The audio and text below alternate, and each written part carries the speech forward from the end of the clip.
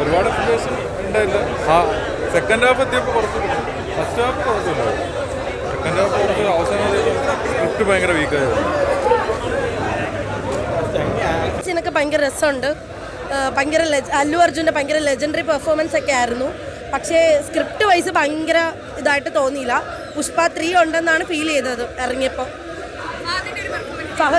Fahad അല്ലുവിൻ്റെയൊക്കെ performance, fight സീനൊക്കെ ഒരു രക്ഷയില്ല, അടിപൊളി. പക്ഷേ ഓവറോൾ സ്ക്രിപ്റ്റ് വന്നപ്പോൾ ഭയങ്കര ഇതായിട്ട് തോന്നിയില്ല. ആദ്യത്തെ ഫസ്റ്റ് ഹാഫ് ഭയങ്കര ലാഗ് ഫീൽ ചെയ്തു.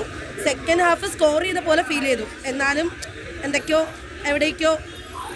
പിന്നെ ഇമോഷൻസ് ആണെങ്കിലും സ്റ്റൈലാണെങ്കിലും ഒക്കെ പിടിച്ചിട്ടുണ്ട്. പടം കൊള്ളൂല, അത്ര വലിയൊരു രസമൊന്നുമില്ല.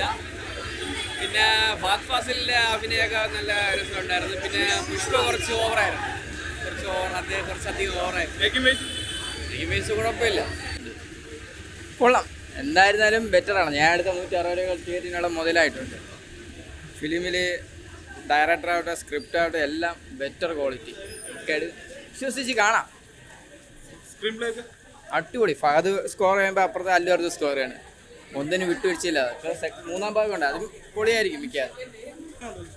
പടം നല്ലതായിരുന്നു, അടിപൊളിയായിരുന്നു. അങ്ങനെ വെച്ചാൽ ഫസ്റ്റ് ഹാഫ് കൊള്ളാം.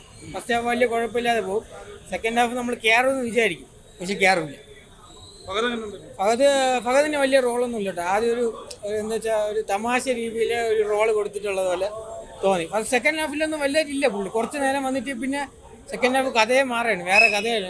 എന്തൊക്കെയോ ചെയ്ത് വെച്ചു. അവസാനത്തെ ഒരു ഇത് ഫസ്റ്റ് ഹാഫ് പിന്നെയും കുഴപ്പമില്ല, പക്ഷെ സെക്കൻഡ് ഹാഫ് കൊണ്ട് വളരെ ബോറായി പോയി. അല്ലു അർജുൻ്റെ ആദ്യമൊക്കെ നന്നായിട്ട് തന്നെ. ഫസ്റ്റ് ഹാഫ് എന്ന് വെച്ചാൽ ആ ഒരു ക്യാരക്ടർ പ്രസൻറ്റേഷൻ നന്നായിട്ട് ചെയ്തിട്ടുണ്ടായിരുന്നു. പക്ഷേ സെക്കൻഡ് ഹാഫിൽ ഒരു ഫൈറ്റ് സീക്വൻസ് ഒക്കെ കൊണ്ട് ആ ഫൈറ്റ് സീക്വൻസ് തൊട്ട് പടം ഫുള്ള് ഡൗൺ ആയി. പിന്നെ പാർട്ട് 3 വേണമല്ലോ എന്ന് കരുതി പാർട്ട് 2 നിർത്തിയതുപോലെ എനിക്ക് ഇൻ പേഴ്സൺ ഫീൽ ചെയ്തു.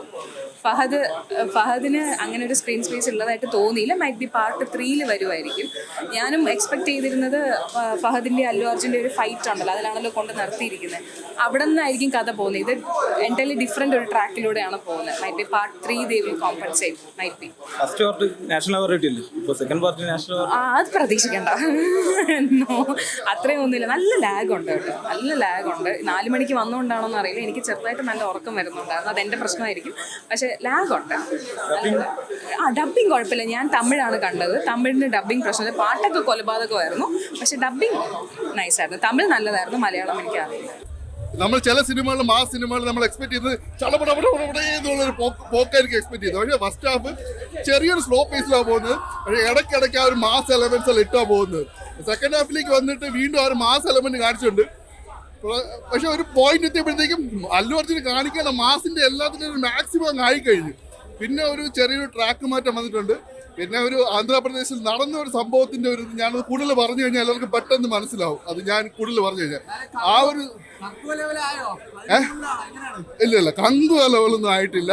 മര്യാദയ്ക്ക് അവർ സൗണ്ട് പിടിച്ചിട്ടുണ്ട്.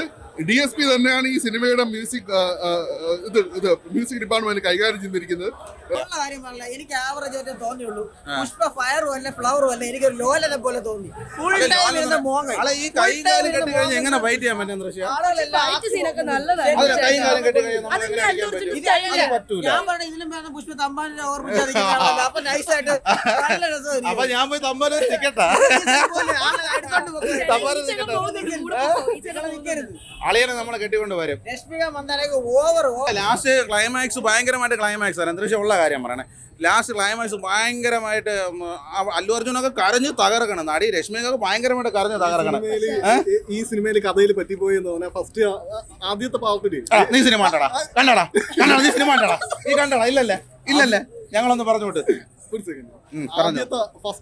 ഫസ്റ്റ് പാർട്ടില് അല്ലു അർജുൻ രശ്മിയെ കല്യാണം കഴിച്ചു. പക്ഷേ സെക്കൻഡ് പാർട്ടി ഡിവോഴ്സ് ചെയ്യണതായിട്ട് സംഭവം. ലാസ്റ്റ് ക്ലൈമാക്സ് ഭയങ്കര ക്ലൈമാക്സ്. അവർ കരഞ്ഞു അഭിനയിക്കും. അല്ലു അർജുനും എല്ലാവരും കരഞ്ഞു അഭിനയിക്കണം. ഈ പറഞ്ഞ വ്യക്തി അവരാ. ഞാൻ വരെ ഇരുന്ന് സത്യം പറഞ്ഞാൽ ചിരിച്ചു പോയി. അതുകൊണ്ട് അറിയില്ലത് ഞാൻ പറയല്ല, അതുള്ള കാര്യമാണ്. പക്ഷെ ഡബിങ് വെറും മോശമായി പോയാ. ഫ്ലവറും അല്ല ഫയറും അല്ല, ലോലൻ പുഷ്പ.